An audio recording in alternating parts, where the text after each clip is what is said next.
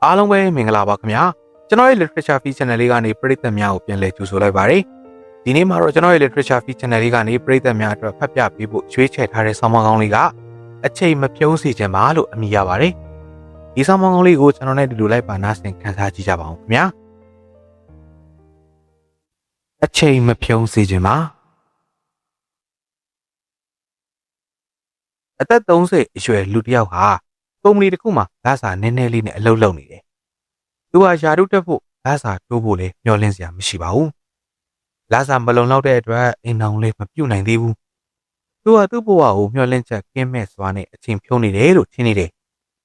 နှစ်တွေကြာလာတယ်။သူ့အခြေအနေဟာအရင်အတိုင်းပဲဖြစ်နေပါတယ်။ဒါပေမဲ့တရက်မှာသူ့ခေါင်းထဲအကြံတစ်ခုပေါ်လာတယ်။အဲ့ဒီကြံကိုအခုလိုအကောင်ထဲပေါ်လိုက်ပါတယ်။သူကုန်းစုံဆိုင်တစ်ခုကိုသွားပြီးဟန်ဘူးကြီးတစ်လုံးနဲ့ရောင်းစုံဖန်ခေါ်လီလုံးလေးတွေကိုဝယ်လိုက်တယ်။အိမ်ပြန်ရောက်တာနဲ့စပွဲမှာထိုင်လိုက်ပြီးလက်ရှိအချိန်ကနေသူအလုံနာတဲ့အချိန်ထိအသက်60အထိပေါ့။စနေနေ့ပေါင်းဘယ်လောက်ကျန်တယ်လဲဆိုတာကိုတွက်ကြည့်လိုက်တယ်။တွက်လို့ရတဲ့စနေနေ့အရှိအတွက်နဲ့ညီမျှတဲ့ဖန်ခေါ်လီလုံးအရှိအတွက်ကိုဟန်ဘူးကြီးတွေကိုထည့်လိုက်တယ်။ပထမဆုံးစနေနေ့မနက်ကိုရှောက်တော့သူဟာဟန်ဘူးကြီးတွေကဖန်ခေါ်လီလုံးတစ်လုံးကိုနှိုက်ယူလိုက်တယ်ပြီးတော့ခေါ်လီလုံးကိုလက်ဖွားပေါ်တင်ပြီးစူးစိုက်ကြည့်ရင်လည်းသူ့ကိုယ်သူအခုလိုမေးခွန်းတွေမေးလိုက်ပါတယ်။ပြီးခဲ့တဲ့တစ်ပတ်ကငါဘာလုပ်ခဲ့သလဲ။ငါဘာတွေလေးလာတက်မြောက်ခဲ့သလဲ။ပတ်ဝန်းကျင်ကသူတွေကိုငါဘာတွေအကျိုးပြုခဲ့သလဲ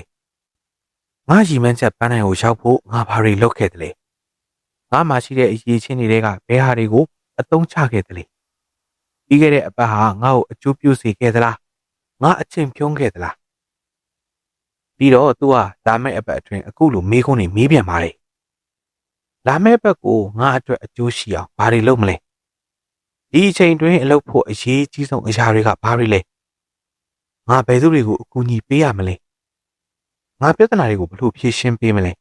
။ငါကြောက်နေတာတွေကဘာတွေလဲ။အဲ့ဒါတွေကိုဘယ်လိုဖြေရှင်းမလဲ။ငါမှရှိတဲ့အရေးချင်းတွေကဘယ်ဟာတွေကိုအသုံးချမလဲ။သူကအဲ့ဒီမေးခွန်းတွေကိုမေးပြီးလေးလေးနက်နက်စဉ်းစားတယ်။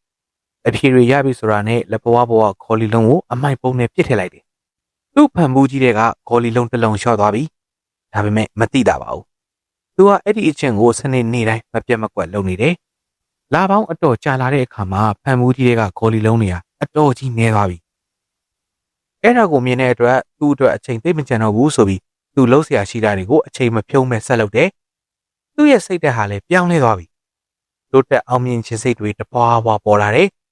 ဒါကြောင့်လေသူ့ဘဝတိုးတက်အောင်ကြိုးစားတယ်။သူကအသက်40ကျော်လောက်မှာပဲကြီးပွားအောင်မြင်တဲ့လုပ်ငန်းရှင်တစ်ယောက်ဖြစ်လာတယ်။တာယာတဲ့အိမ်အောင်တစ်ခုကိုတည်ဆောက်ပြီးတော့ဘဝမှာပျော်ရွှင်စွာနေပါတယ်။သူဘာဖြစ်လို့အဲ့ဒီလိုဘဝကိုရောက်သွားခဲ့တာလဲ။အကြောင်းကသူ့ကိုယ်သူအပတ်စဉ်သုံးသက်ဆင်ခြင်တဲ့အကျင့်ကြောင့်ဖြစ်ပါတယ်။မိတ်ဆွေကရီမန်းချက်ပန်းနိုင်မရှိပဲအဖျော်အပါးတွေနဲ့အချိန်ဖြုံးနေသလား။အဲ့ဒီလိုဖြစ်နေရင်လူဘဝမှာကြံရှိတဲ့အချိန်လေးကိုအသုံးချတတ်ဖို့ဒီနည်းလေးကိုလိုက်လုပ်ကြည့်ပါနော်။အခုကျွန်တော်ပြပြတင်ဆက်ပေးခဲ့တဲ့ဆောင်းပါးကောင်းလေးကဆရာပေါ်မော်သိပ္ပိရေးသားထားတဲ့မျှဝေလို့တော့အကျွေးများလေးစာအုပ်ထဲမှာ